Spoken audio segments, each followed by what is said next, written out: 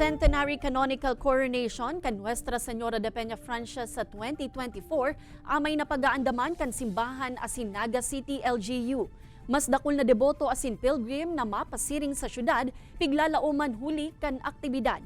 Uya ang report ni Chris Novello. Makaliis ang matrayumpo asin solemn ng 313th Peña Francia Fiesta. Ngunyan pa sa napag-uulayan na kan simbahan asin kan lokal na gobyerno kan siyudad ni Naga. Ang 100th Canonical Coronation ni Nuestra Señora de Peña Francia na nakatalaang gibon sa bulan ng Setyembre sa masunod na taon. Basado kuya sa historya, September 20, 1924, kan ginibo ang Canonical Coronation sa patron kan Bicolandia ni Pope Pius XI. Hopefully, garo maging rehearsal ta ini nangyari ngunyan for the bigger celebration next year when we celebrate the centenary of the canonical coronation of our ina. Kakaigwanin pag-uulay between the church and the city government of Naga in preparation for that eventuality.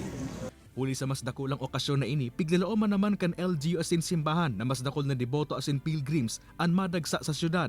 Kaya nagkapir ang briefing sa pagultanan kan simbahan, LGU asin man JOC para sa nasabing aktibidad ang syertong mangyayari.